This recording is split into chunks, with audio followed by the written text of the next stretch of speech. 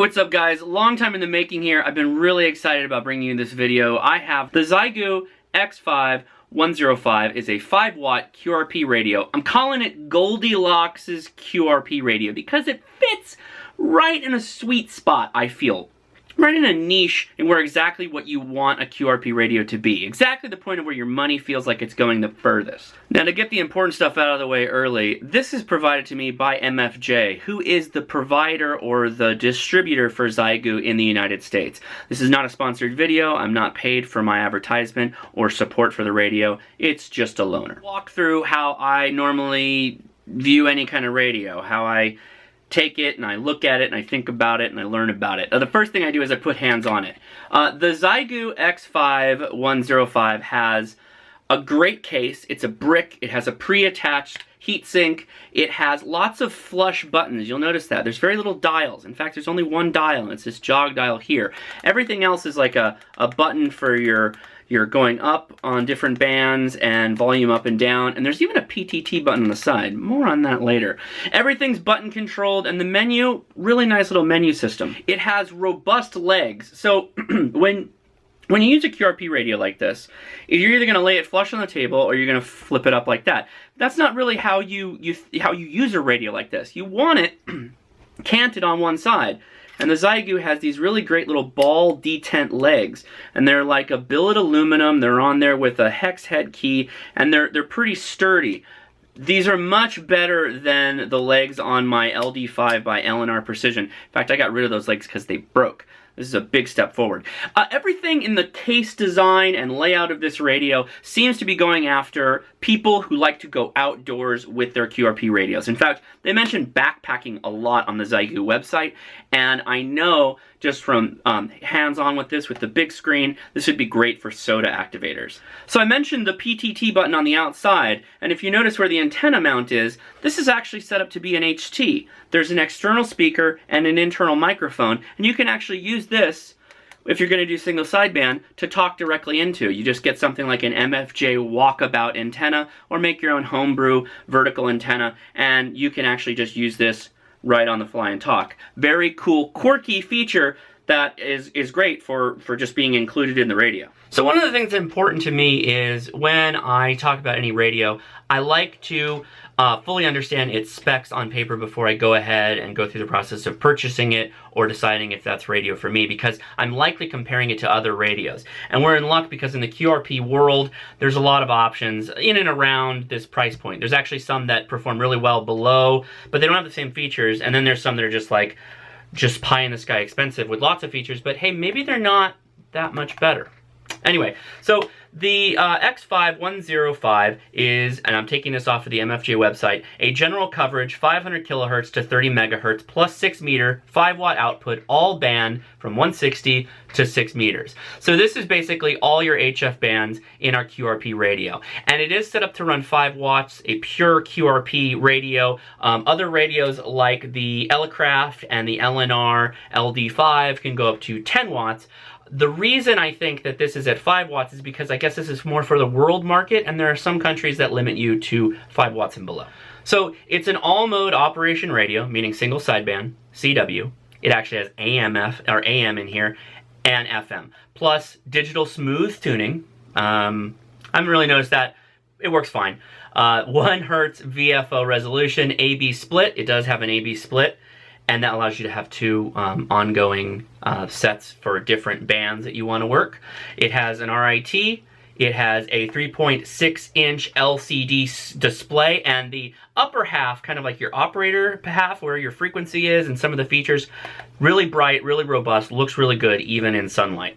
Noise blanker, digital noise reduction, and a notch filter. Now, those last 3 really make this perform really well. I know I didn't convey that well enough in my unboxing, but since I've had a couple more weeks to play with this, I really have to give credit to the DSP, the noise filter, and the notch filter. Very good. So for those of you that are into CW, it also has a built-in keyer. It can do both iambic paddles and manual straight keys. A built-in antenna tuner. This radio is ready to go right in the box. You just attach an antenna or out of the box. and your mic or your key, and you're good. It has a very nice battery, a 3,800 milliamp hour battery, which puts it above most of the competition as far as battery capacity goes. And again, the tuner is really, really nice. I was very surprised. I put it on a couple different antennas, tuned it up, no problem.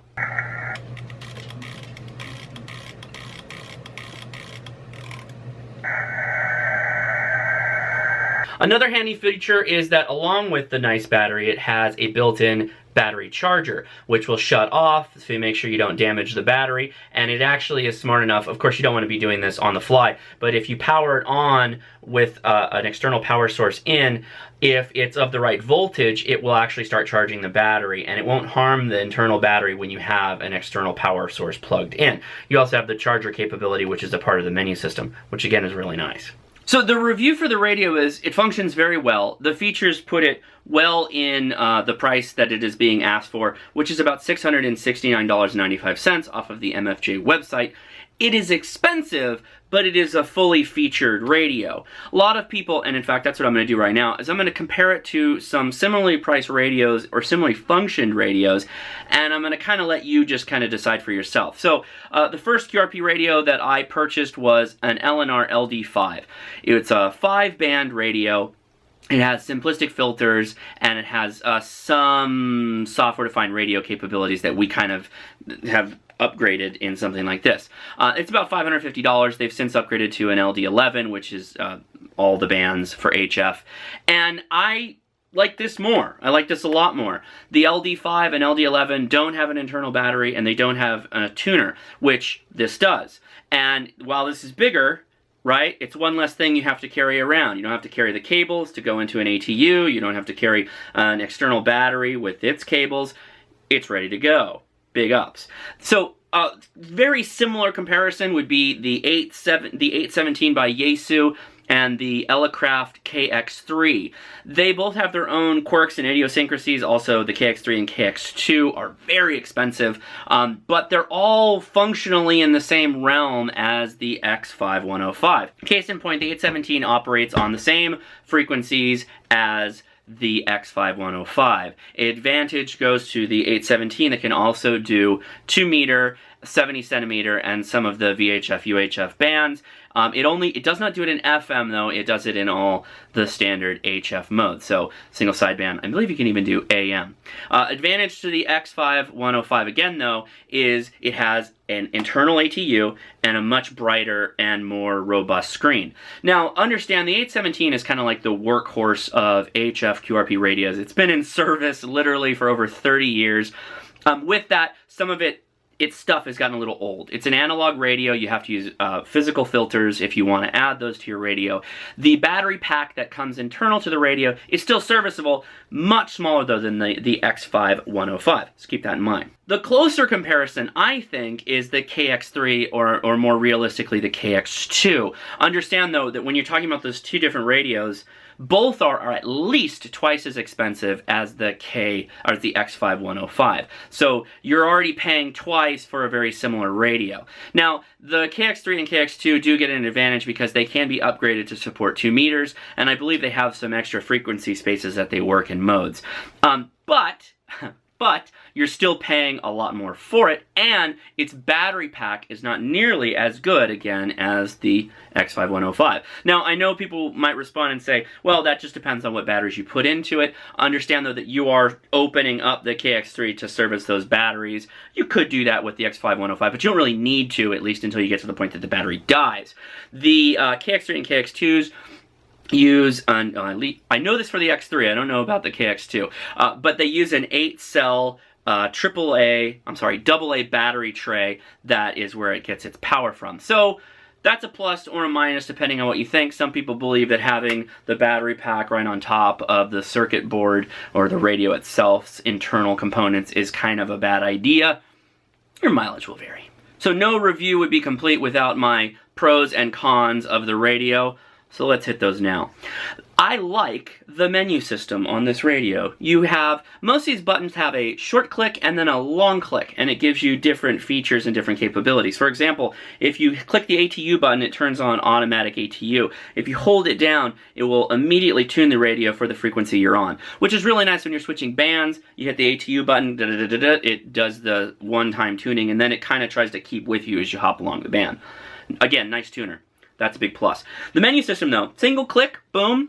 It leads you into a 1 through 9 number here that you can scroll through, and you can go through all the different features which are displayed in the bottom, and then you use these 4 buttons to select. This is where you do your DSP, your notch filter, your CW stuff, your noise blanker. All the features are right here. The radio functioning as a radio type of thing, its receive capability and its transmit capability, are all off of the short, soft menu click and off of the jog dial. If you want to, you can hold down menu, and that's where you go into the advanced settings. There's really no reason to even go into that unless you're doing some really advanced stuff that I'm not even playing with that you may not need. The DSP is awesome. It's for a QRP radio, it's some of the best DSP, digital signal processing, that you can do. I was really able to bring the noise level down and still, I feel, hear what is actually out there to be received. So big plus on that. The ATU is very hardworking. I've put 3 antennas against it, both my household G5 RP antenna, a car-based 20 meter MFJ stick, not a great antenna, and just a simple wire antenna that I had a 2-sided wire BNC connector, and I just connected the driven angle and the driven end and the counterpoise off of it, and it tuned it up just fine. So big points to the ATU, very good.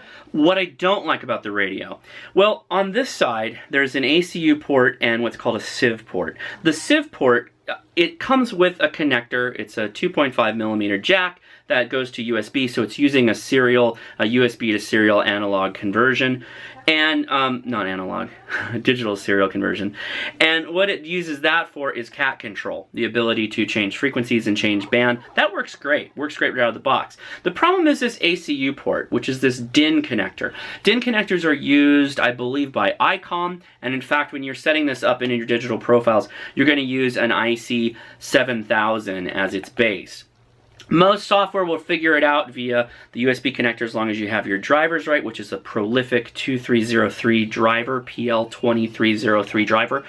The ACU, or the ACC port, requires you to actually wire up your own rig. So using the pinout on the diagram in the manual, I was able to figure out that the AF out and the AF in, your output and your input to the radio, could be wired, and I created a simple jack to do it.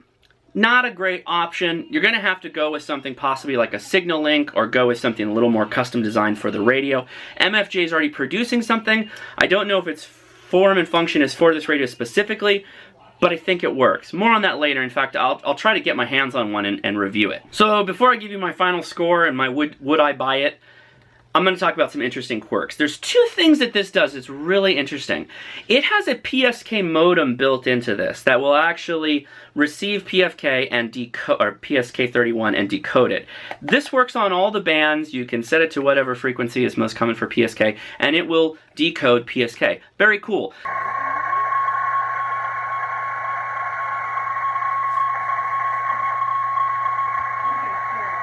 They haven't come out with the ability to transmit, and I've heard via, which big shout out, there's a Xiegu X5105 Facebook group that I went to for all my questions. The people there are great. They're on Facebook. Highly recommended. In fact, I've had one-on-one discussions with the proprietor, who's also on YouTube. That gentleman goes by the name of QRP HF Radio on YouTube. He was actually a beta tester for X5105 from Xiegu, straight from Xiegu, before MFJ even got involved. So he's been using this radio for a while now, very well educated, and he's got the Facebook group, which is really helpful. That actually is probably one of the big pros for this radio, is that there's a robust community of people that can help you.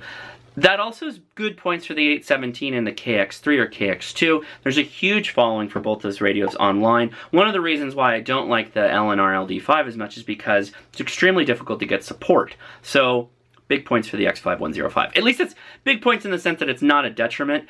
When it comes to Chinese radios, it's sometimes hit and miss, and it's my understanding that Xiegu is actually a pretty good company to deal with. So the last quirk is it's got this really cool SWR mapping. It's almost like an antenna analyzer. Depending on the frequency you're on, when you hit it into SWR, it will give you a mapping of what your antenna looks like after it's been tuned, or before it's been tuned if you're so inclined.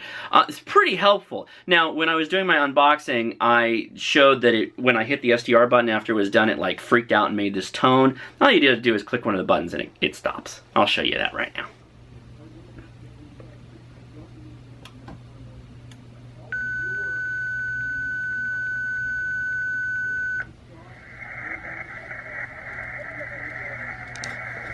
So now it is time to say, would I buy it or would I not buy it? It's a tough answer and it's a tough question for a couple of reasons. The first is that I know a lot of people who are on my channel are interested in HF, and QRP looks like the best way to get into HF. Most people, most Elmers that you talk to, would not advise that. The reason is they just don't have that much power. They're only 5 watts, right?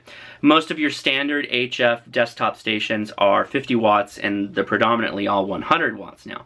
That is a big leg up. That allows you to get out there, really talk to people, really get used to how to operate on the HF bands and what you have to do. It basically gets you started without having to fight for a good end, how your antenna is positioned or the right antenna.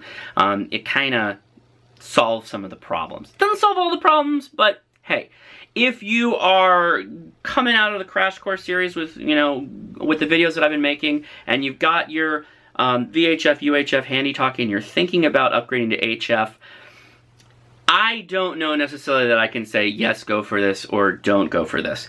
Likely, you're probably going to be better served getting yourself a base station first, figuring out how HF works, and then if you want to graduate into QRP to do things like SOTA, or National Parks on the Air, or even IOTA, Islands on the Air, or some of the other things we got to go outdoors, actually get your feet moving, this is a solid purchase then. So that takes you to part 2 of this.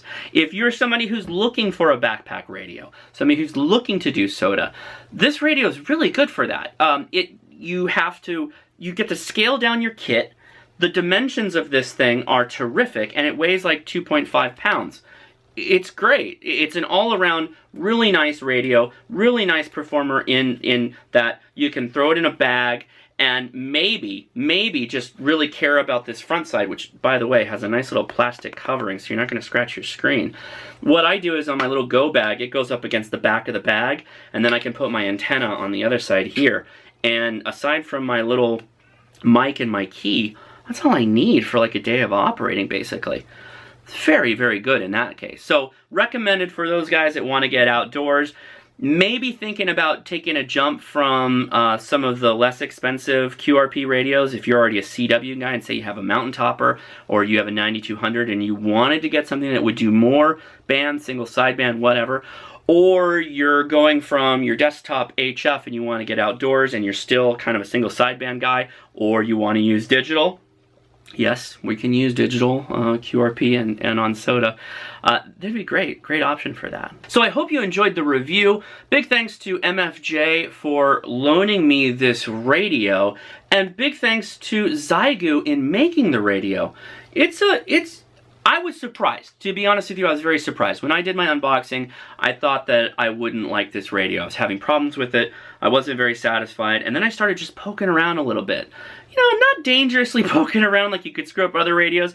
Just once I started figuring out that soft click, I realized, well, there's a lot of options here. Once I was able to get the DSP going and set the notch filter correctly, I was very surprised, very impressed.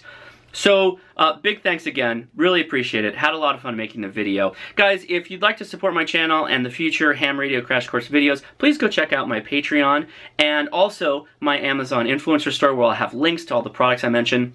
I don't know that the Xiegu is on Amazon yet, but if it ever shows up there, I'll, of course, put the link. I will put the link to the MFJ, so you can go check that out there. You can buy direct from them. Everything's cool. Anyway, yeah, thanks a lot for watching. If you haven't subscribed, hit the subscribe button. I do live streams every Friday at 7 p.m. Pacific Standard Time, and we cover all your ham radio questions and whatever the talking points are for that week. Okay? Once you hit subscribe, hit that little bell too, just as a reminder. Hey, I gotta go check this guy out. Particularly because the streams, you get a reminder. It's nice if you come in, got a cool little live chat. Okay? Guys, thanks a lot. Appreciate it. Put your comments below. Let me know what you think. I'll see you later.